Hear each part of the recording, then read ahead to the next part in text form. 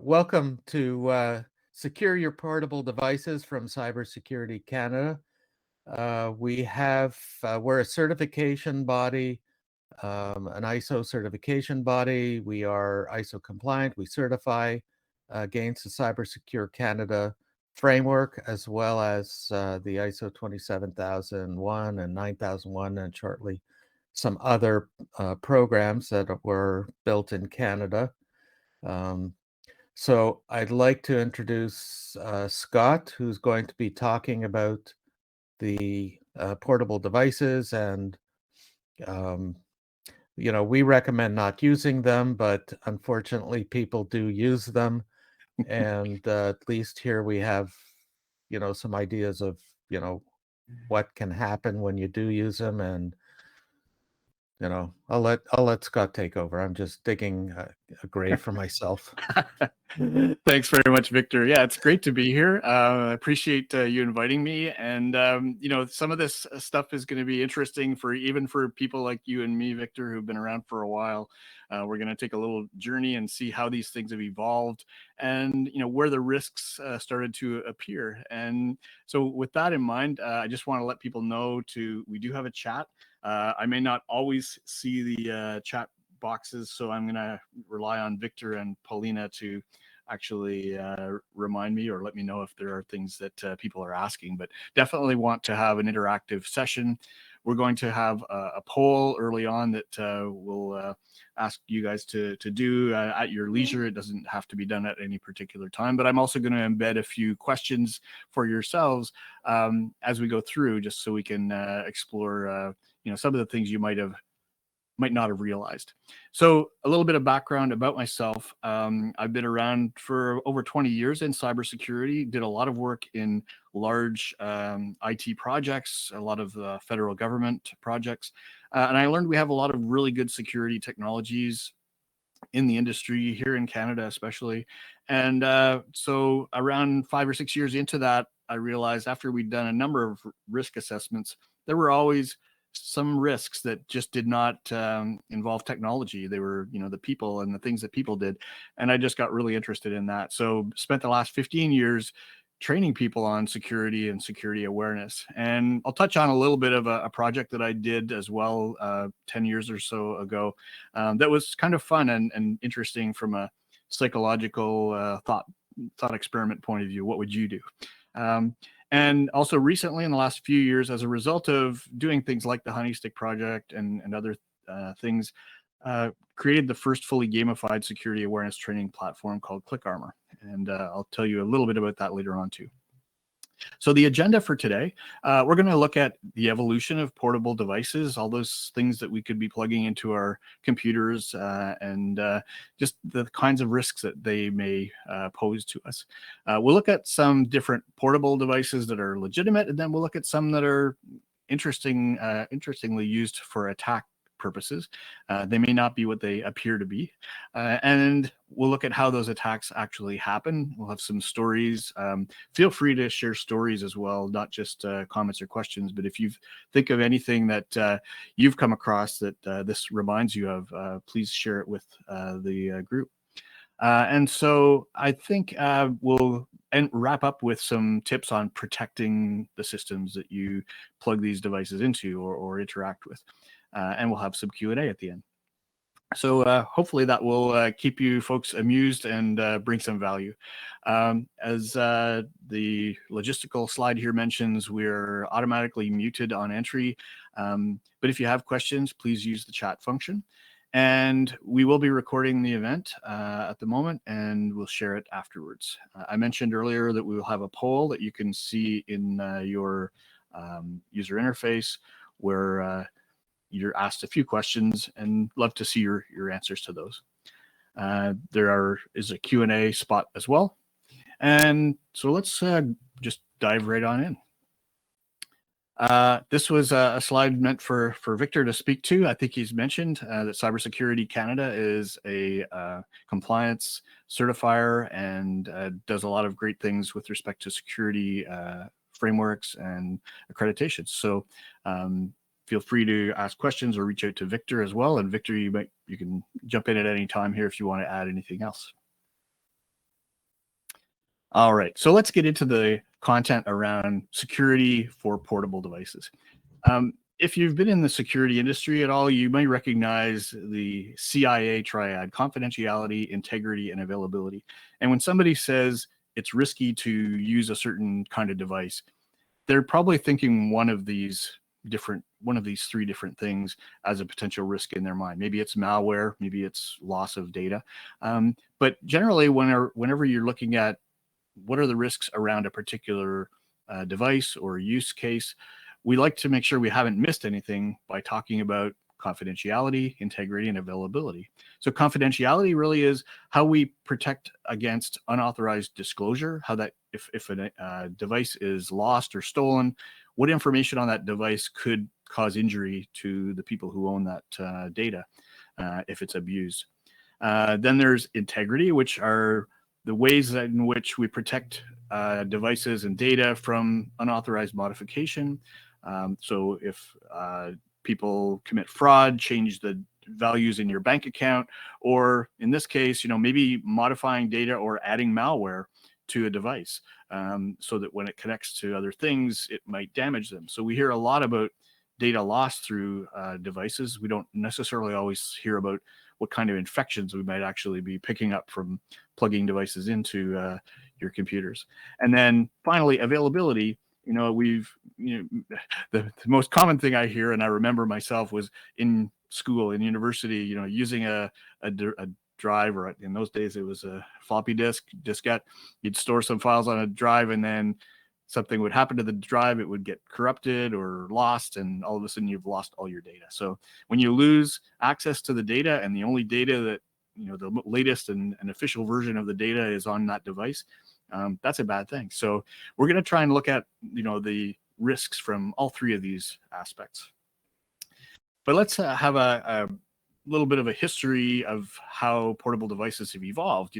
As I mentioned, 20, 30 years ago, before the USB cable was invented, we had CD-ROMs, we had other kinds of diskettes and floppy drives that could be added and removed. And, things did travel around on those viruses, but they weren't quite as exciting as some of the things that we see now.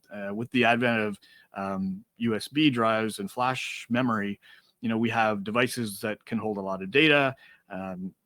One of those, I remember being excited when a USB drive that could hold 32 megabytes, was available, and it would only take 25 of those to fill up a CD drive. So those kinds of things, were just evolving back in early 2000s. I think 2000 was when the USB flash drive first came into being. And so as soon as you start putting files on a device like this, somebody gets the idea, well, it'd be really good to be able to run programs directly from that device. Or even better, if we plug the device in and the program that we want just runs when we plug it in. So those kinds of things were evolving too in the early 2000s, until somebody realized on Windows XP, there's these things that are starting up and we don't really know what they are, and they're not good things.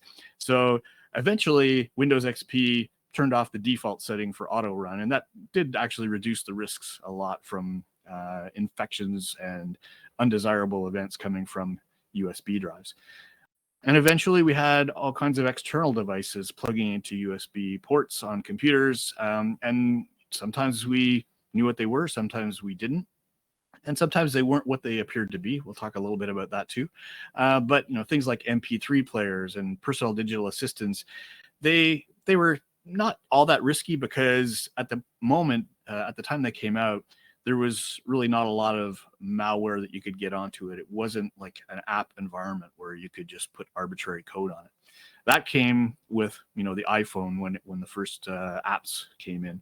And all of a sudden now we've got the possibility of software being loaded onto a mobile device that can run on that device and literally attack whatever it's plugged into. So that's kind of how things have evolved over the last 20, 25 years. Don't see any questions in the Q&A yet, so I will carry on. I mentioned this idea of the honey stick project, and the reason I did this project in 2008, 2009, initially with just USB drives, was as I mentioned, I was really getting interested in human vulnerabilities, and I wanted to teach people about security awareness. And I thought it would be good to have an icebreaker, something that would get people thinking, get their minds warmed up around mobile risks and use cases and what they would do. And so I started reading up on it, and I found an interesting story. I think it was in Dark Reading, probably in 2007 or so, where a penetration tester had been hired by a bank to try and break into a network. And the bank owner thought they were going to try and do it from their network interfaces on the internet, and was pretty confident that it wasn't going to be successful. But the attacker or the tester decided to do something different. He said, well, we've got these new little devices, USB thumb drives, and people kind of like to plug them in and see what's on them. So I'm going to put a bunch of these things together with some exploit code on them. And all the code would really do would be gather information about the account, that of the person who plugged it in while they were logged in, and send it back to him. And then he could prove that he had broken into the network. And I thought that was a pretty cool experiment or a test. And, if I could do something like that, it would be fun to educate people with. And the one thing I didn't like about it was using sort of live active exploit code. And I thought about the risks of just running that kind of experiment, because if you drop a bunch of these devices around and somebody comes along and picks it up and takes it, maybe they work at a hospital next door, and they go to a nursing station and they plug the device into a computer there, and just coincidentally somebody dies, at the same moment. You think, well, I don't really need that kind of complication. There was really probably nothing that I did that caused it, but people are going to ask a lot of questions. So I actually came up with a way that was much more passive. It really just was involving HTML files that I put on devices, so that if somebody found it and opened up the file, then I could detect which device it was coming from and which file. So it wasn't quite as automated or as sexy, but it actually did do the job of, just telling me how many people would plug in devices. And the number of USB drives that I dropped and the number that were plugged in, turned out there were about 65% of the time people would plug in the devices and open up files on the devices in a way that I could detect.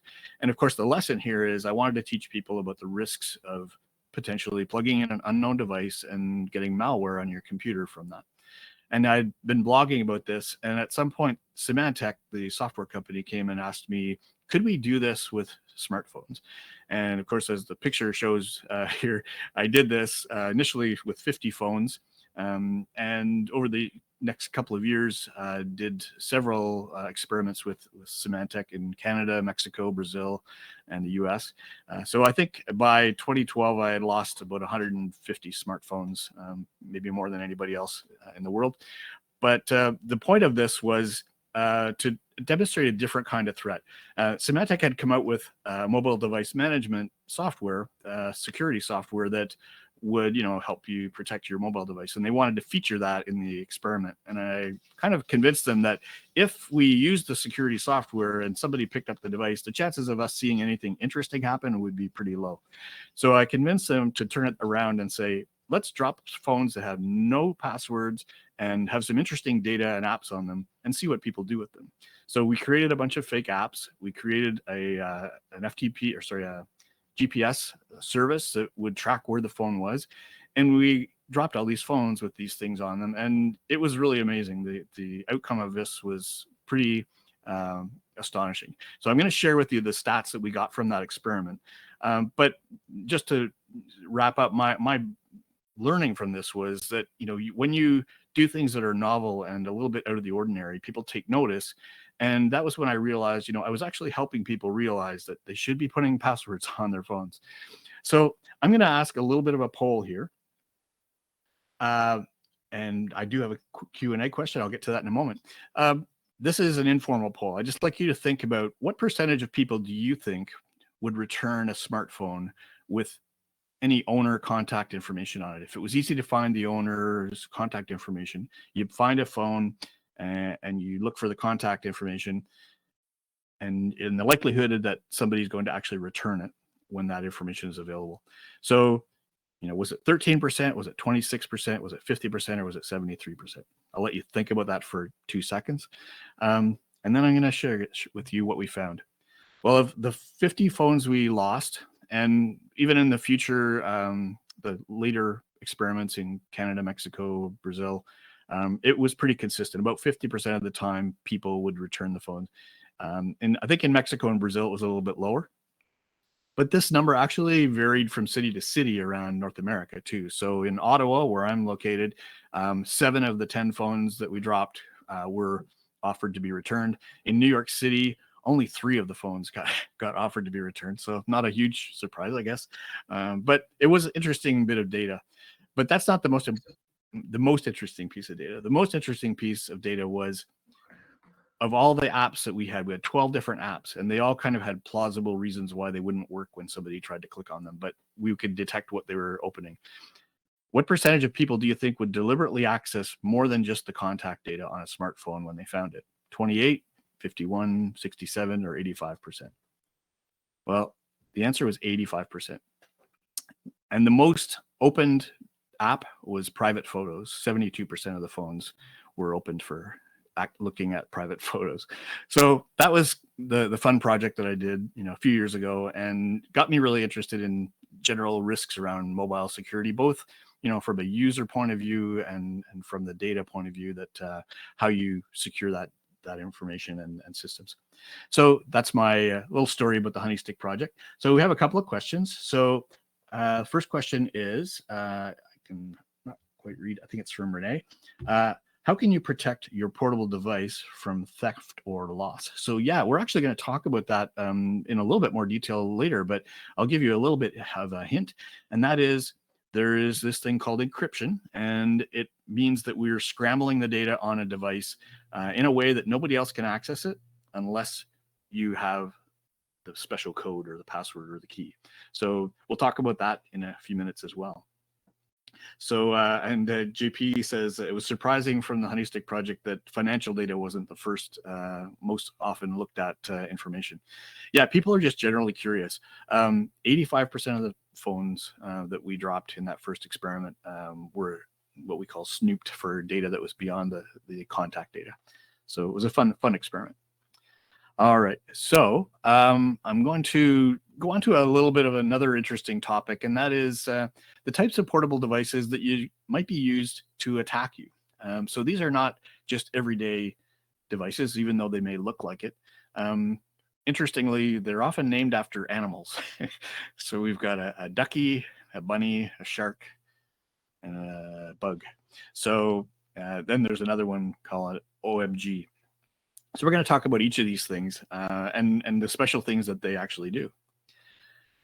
So the rubber ducky is what looks like a USB drive. Somebody finds it and they say, oh, I better check and see who owns this. And that's the story I always got when I asked people, about the Honey Stick project or the smartphone thing. Everybody said, well, I would look there to see who owns it and to give it back to them. That's the number one motivator for people to open it, but it doesn't stop them from looking at all the data. That said, if you have a rubber ducky and you plug it in, what it actually does is it behaves as if it's a keyboard. A lot of times we can plug in a keyboard that might extend your laptop. You don't like your laptop keyboard, so you plug in another keyboard and you can use that instead.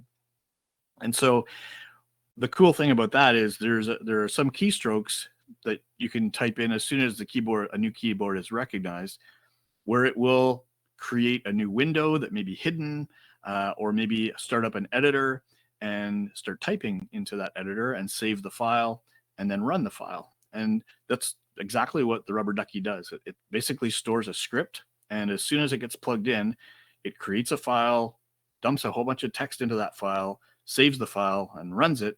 And when it runs, it reaches out to an attacker's server and makes a connection. So it starts a real-time connection between the attacker and the computer. There are protections against this kinds of thing, that you wouldn't want new devices to be usable in your system. And a lot of times bigger enterprises can set up their operating systems for their computers to not accept new devices through the USB ports. But it's a really interesting kind of attack. It gets around the idea of actual malware trying to make network connections. It's just doing it as if it's a keyboard. So that's pretty cool. There's the Bash Bunny, which is really a full computer that plugs into your USB drive and really comes in as if it's on the network, and tries to do various different things, impersonating different kinds of trusted devices that your computer might trust, like a printer or things like that.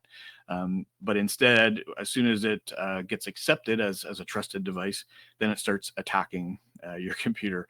And it can be programmed to do a certain kind of attack and exfiltrate or steal data or start programs and things like that. So these things are very powerful.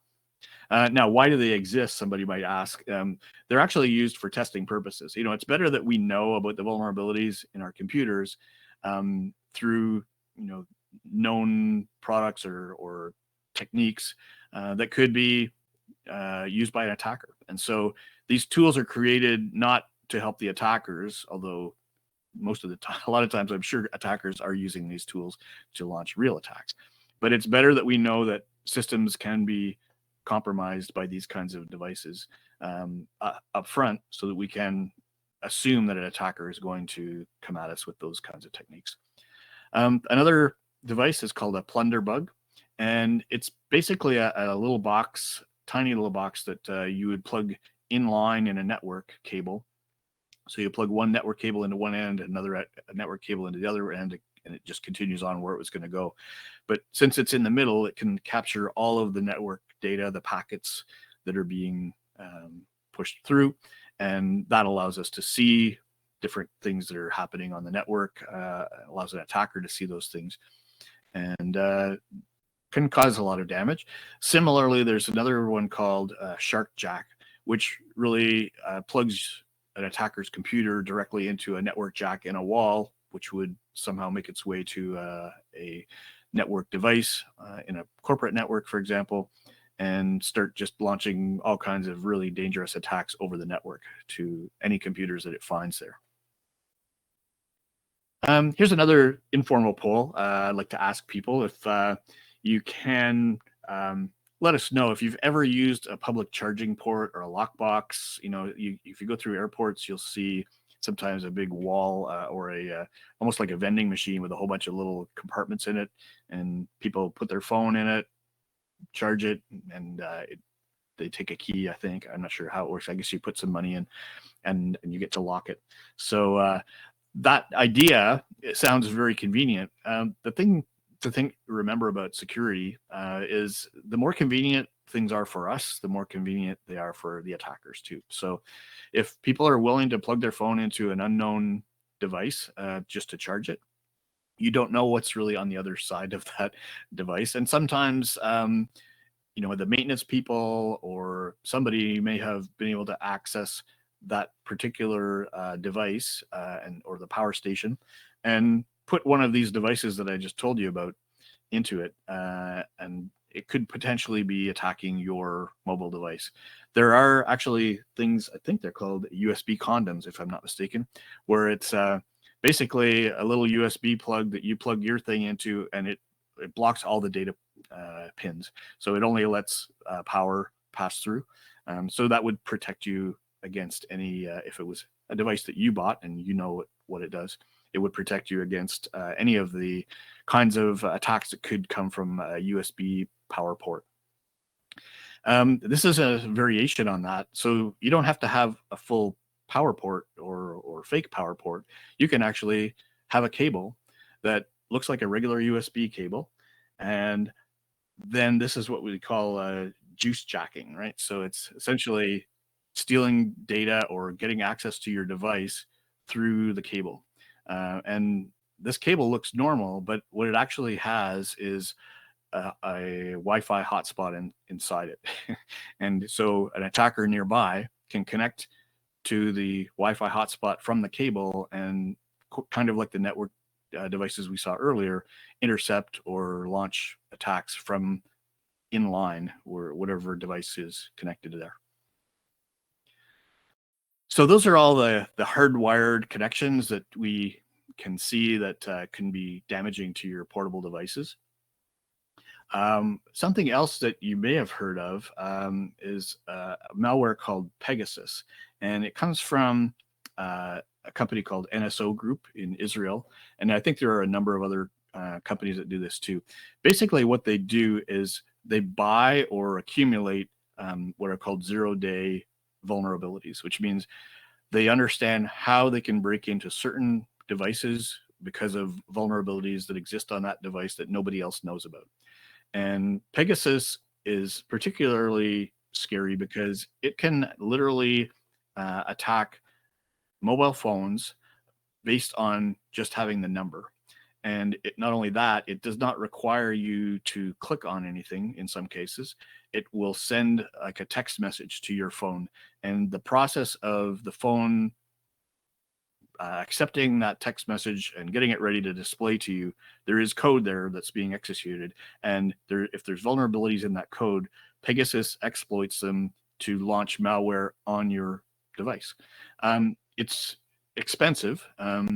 And if they used it too much, then the vulnerabilities would be patched. But what it's used for most often is by oppressive governments trying to attack their citizens, journalists or dissidents, people like that.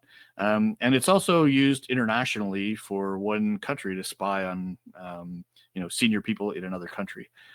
So it's a very controversial kind of attack that is targeting mobile devices through interesting methods. And there's a lot of people that think that the NSO Group shouldn't really exist at all. The whole market for buying and selling vulnerabilities that way is very questionable. So just looking at the Q&A, got a question. Yeah, so somebody says never use those charging ports. Always bring a juice box, meaning a charging block or a little charging device, or wall warts. The little things you plug into the AC power and directly charge your own devices. Are there any settings on Android which allow only power juice? There may be. I don't use Android, so I can't tell you for sure. But again, I wouldn't actually necessarily trust Android to always do the right thing. There are always going to be vulnerabilities, and things like Pegasus have proven that there's a market for this kind of spyware that can really outsmart or defeat vulnerability or security software on mobile devices as well. Yeah, we're going to get to the best practices for securing smartphones and tablets in a minute. There's actually a debate ongoing, of course, between Apple and Android, which one is more secure. I would never say one is totally secure, but I do kind of feel that the Android or the Google Play Store is a little less secure. The apps there, I'm sure they're trying not to have insecure apps there, but they're just a week or two ago, there was a story about, a dozen or more malicious apps that were injecting malware into Android phones. So it's really hard to control malware that's coming in from the Google Play Store, for example, if they aren't doing it themselves. Apple has always had a reputation for being very strict, which means it's actually hard to get an app published in the App Store for some organizations. So it's one of those things where I tend to think that the closed ecosystem that Apple has tends to be more secure. Android has so many options. Every time you make something easier for people, you make it easier for the attacker. So those are the things that I kind of tend to tell people when it comes to mobile devices like tablets and smartphones. There are a couple of other things we'll get to when I get to the wrap up. So let's just look at a few of the methods that are used, regardless of what devices or attack devices are used. We have certainly device theft. So when it comes to disclosure or confidentiality, somebody could just take your device. And so the things that you need to do there is make sure that the files are encrypted on the device, which means you've scrambled them in a way that nobody can access unless you have the password. Theoretically, I mean, there are programs called cracking programs that attackers can use, and if they really, really, really want to get in, they will have massive arrays of computers trying every password. And it, depending on how long your password is, that's really the key. It may take a minute or two for them to crack it, or it may take them centuries. So generally, the rule of thumb, just to mention it here, is for passwords to be at least 12 characters long using uppercase, lowercase, numbers, and special characters. That will take much longer than a password, exponentially longer than the weaker passwords. Accessing of encrypted files. So let's assume your files are encrypted, and then the attacker has to use some kind of cracking mechanism to actually get past the encryption. So that's why, a lot of times you'll see news releases that say, a device was lost or stolen, but its files were encrypted, and so, don't worry. But it really depends on how strong the password was to those files or to that encryption process. You can also, if you have access to the phone itself, for example, similar processes can be used for cracking the device passwords, not just the encryption passwords used to encrypt files. And so there have been many cases where the FBI has been lobbying Apple or trying to give them injunctions or things to force them to provide the key to decrypt files. And the device manufacturers really would prefer not to have to divulge these things. They would just like to let people encrypt the password or encrypt the data for their devices, and only have them able to decrypt it by typing in their own password. Governments are wanting to put backdoors in a lot of systems where they can actually access it without having the password, or that they can get the password.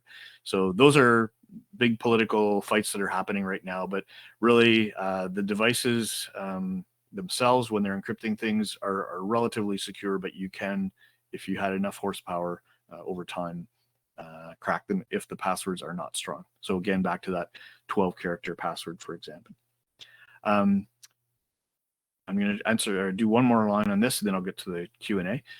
So there's malware, of course, that could steal data, which really means the malware has to find a vulnerability on the device so that it can access the data and remove it.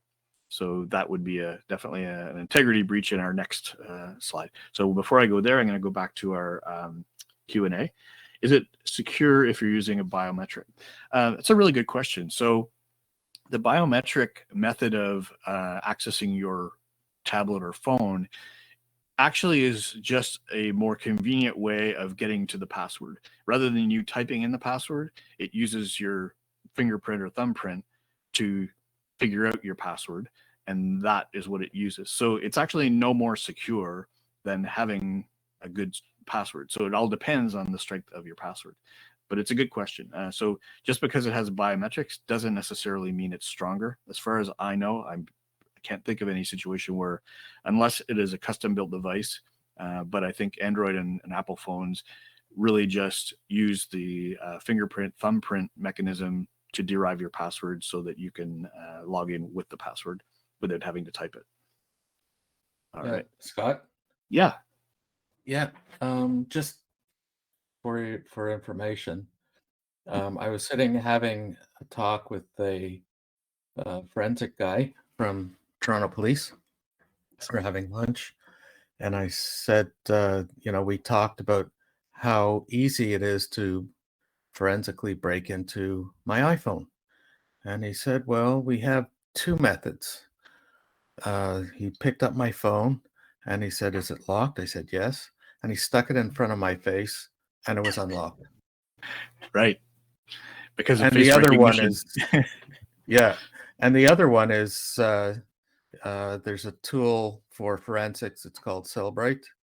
And it's used to basically hack into phones, which, it uses hardware vulnerabilities inside the chips and exposes everything, decrypts everything. It's scary stuff. Yep. And those are tools that, attackers will be able to access or buy on the black market usually. Yeah, something like that, not so much because it's really controlled. Um, but you know, for money, who knows? Yeah, exactly. Yeah. There's another story that I think Paulina and I were discussing earlier, which was kind of interesting, funny, because there was a Japanese businessman who had been working for the city. I think it was Osaka. Um, he was a third party contractor, and he had actually on him in his briefcase, he had a USB drive with a copy of 400,000 residents' personal information. That itself was a violation of a policy. He wasn't actually supposed to have a copy of it, but he had this in his briefcase and decided to go out for a drink at a restaurant or two or three, and ended up falling asleep on the street on the sidewalk. And when he woke up, he he saw that his bag was gone and he didn't have the device anymore that had all the personal information. So that's kind of funny in itself. And then he he did the right thing. He went and reported that it was lost. And then later that day, the police took him back to where he had been at the restaurant, and they found the bag. So he made like international news for losing 400,000 uh, citizens' personal information, and then they found it. So Yeah. likely it You wasn't didn't abused. yeah, you didn't have to go all the way to Japan because not well, in my recent memory, we've had USB drives getting lost with patient information on unencrypted USB keys. So Yeah, that's why we kind of recommend not to use them. Or if you must, you're running on a Windows machine, then encrypt the drives before you do it, and it's built into to yeah, Microsoft exactly. Windows. I mean, the average citizen doesn't really have the tools or know how to encrypt things. Most of the time, they're encrypted on the device if you're storing it on a computer or tablet. But if you're just putting it on a USB drive, and it's not a corporate device that has an encryption enforced on it, then yeah, you need to be really careful. You should learn how to use encryption if you're doing that. So yeah, there's a question: corporate data on a personal device.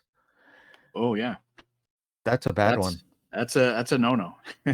Yeah, that's one of the Yeah, basic yeah. things that I'll talk a bit about Click Armor in a minute, but yeah, I mean, basic security awareness for businesses is it's hard because sometimes you're sending people to work from home, and that's where they're most productive, but you do have to take some security measures and make sure that people do follow some basic protocols, and one of them is provide people with business computers to use at home, and don't have them sending business data to their personal email accounts or putting them on a USB drive to work on a personal computer.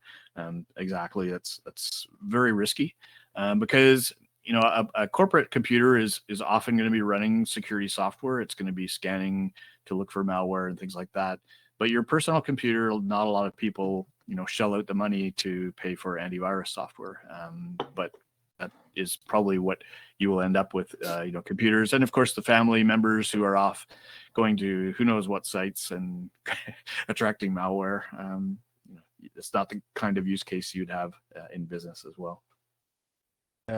So there's another, I guess DIP allows you to get it copied. DLP, data loss prevention. Oh, yeah, yeah, yeah, yeah, yeah. Uh, Data loss prevention is the opposite. It does not allow device copying of data, sensitive data Mhm. from one device, unless you have permission. Right. Yeah. So it's permission based. Yeah, data loss prevention software is typically used by businesses to protect, their databases and other information from leaving the perimeter of the network. Um, if it matches certain characteristics, maybe it has, credit card information, or, is tagged with a certain level of sensitivity, the DLP software will prevent it from exiting the network. Yeah. So that's something that you see in business. You don't see as often in personal use. But security software that you can buy, you used to buy just antivirus software that would, look for strange things happening on your computer or known bad programs. But more and more personal security software now can spot other kinds of irregularities that sort of indicate it could be malicious software, not just the fact that it's a known bad program.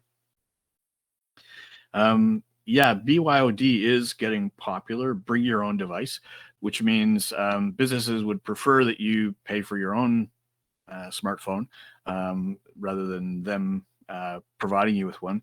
It's a much smarter thing for them and more secure if they provide the device that you use for business only and you use your personal device for your personal. And, I'm seeing a lot more of that. So BYOD was a big thing, but there's actually a movement now to just basically have businesses consider the fact that so many people are working from home and you're saving, the cost of real estate and facilities and maintenance and all that stuff. You should be able to afford to pay for people's devices for business purposes, I think.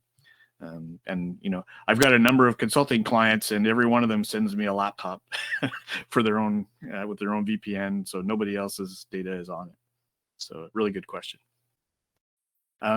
Another thing that's I'm going to talk about now is integrity. If we got a few more minutes. So I mentioned confidentiality, integrity, and availability. We talked a lot about confidentiality, your data getting stolen and things like that, data leakage. But if you think about it from the malware point of view, what could possibly happen on your device that could compromise the device? Having software you don't know is running, spying on you, maybe. There's a lot of ways that this could be done, but it often is expensive for attackers to do this. And that's where things like Pegasus and NSO Group, charge a lot of money, and it's sort of just for the highest targeted kinds of information that people are going to use that stuff. But I actually just read about or heard a podcast. I listened to a podcast called Security Now, which is really good. If you're somewhat technical, Steve Gibson gets into really technical descriptions of things, but it can be fun if you are technical. But he talked about a recent discovery that there is a video decoder algorithm or a library called H.265 or H.264, sorry. It's used in almost every device. The problem is there are dozens of different providers who meet that standard for video decoding.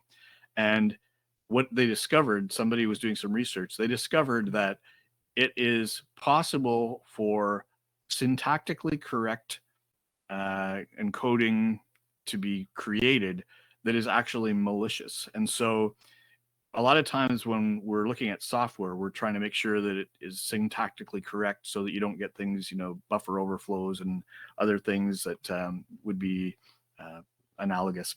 But what they've discovered is it's possible to create video media or data files that can literally allow attackers to take over your computer with what we call arbitrary code, meaning they can run whatever software they want. And this was only recently discovered, and there are dozens of these libraries around, and attackers can pretty much choose which one they want to attack and create data that is video, looks like normal video, doesn't cause any errors, but it actually does allow the attacker to take over. So these are things we're going to start seeing more of, and I don't know how we're going to solve that problem. And actually, some of that software will cause the bad outcome, the symptom, just from creating the thumbnail for the video, not actually running the video. So the act of the device generating the thumbnail for a video might cause your computer or your device to become infected, which is pretty scary. And that's another one of those zero-click types of attacks where you don't have to literally do anything. It could be something, somebody sends you a video and you see the thumbnail, and the thumbnail generation has caused the computer device to actually go nuts and be taken over. So that's scary stuff. Last one is availability. So that's, when you actually have your only copy of data on a device and the device gets lost or corrupted. That's just some part of our security, mindset. When we're building security systems, we want to make sure that we are always have accessibility to the software or the data.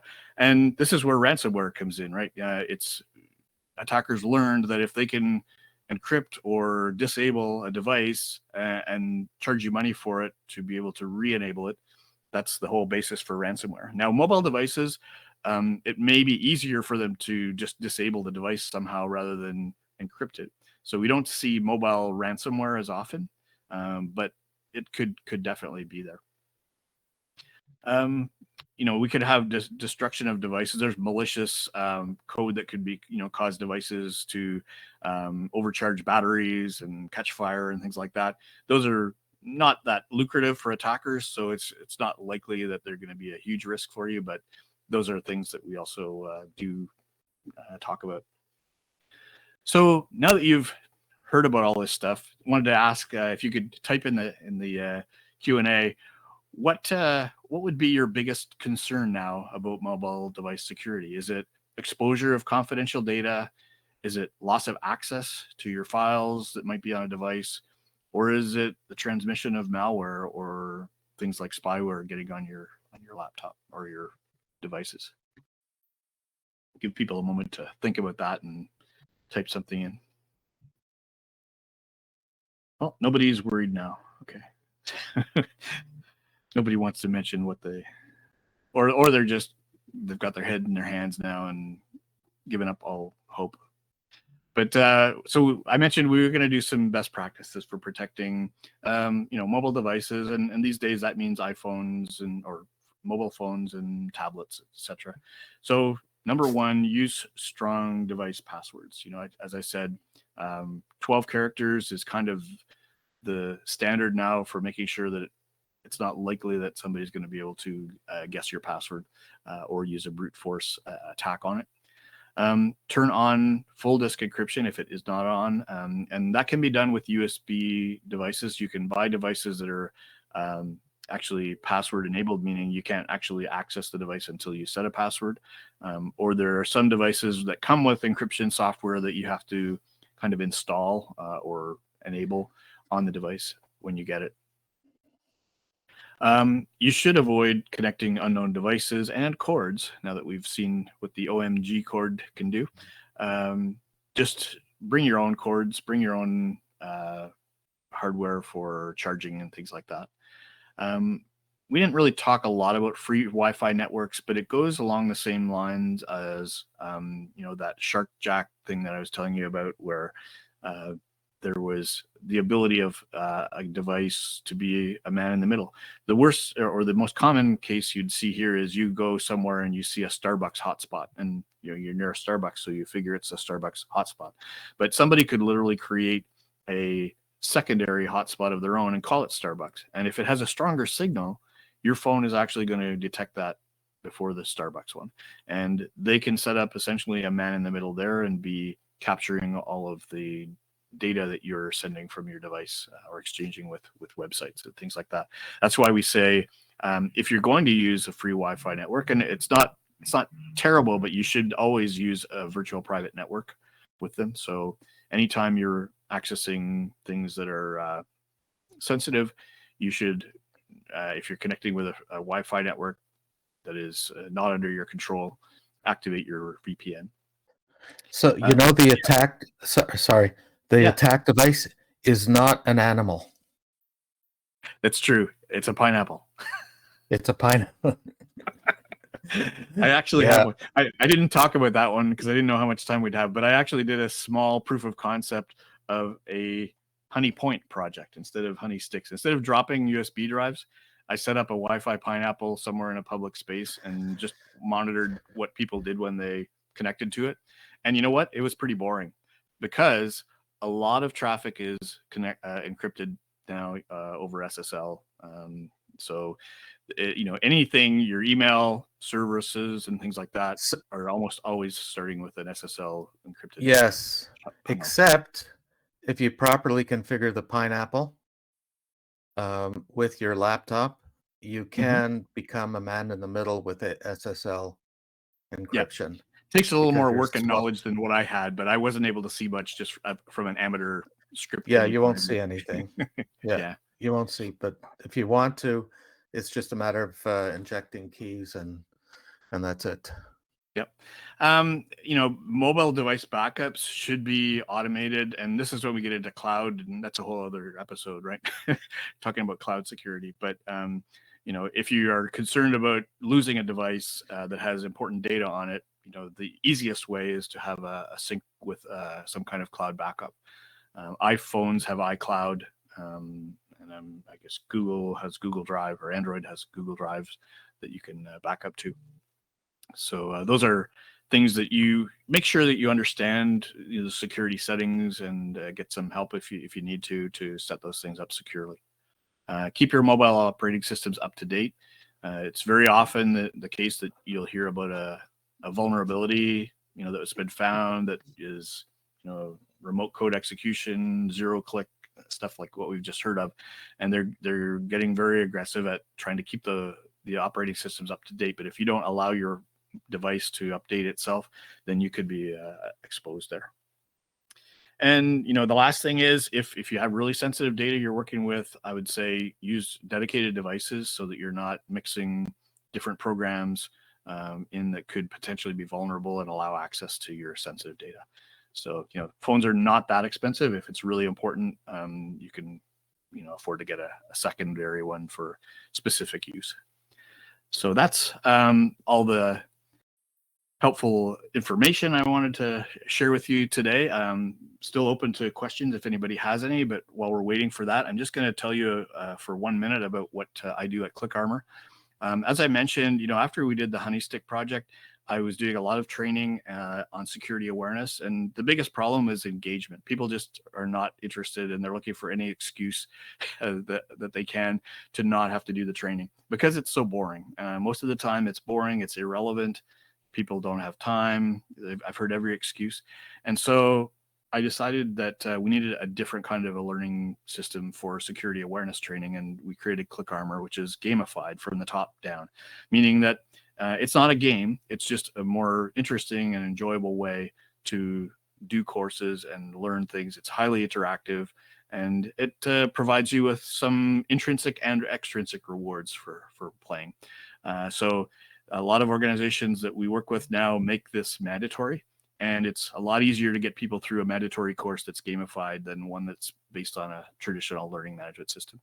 So if you're interested in learning more about security awareness, maybe you've already got a security awareness provider locked in, and you're about to renew. Before you renew for another 3 years with a boring system, give us a call.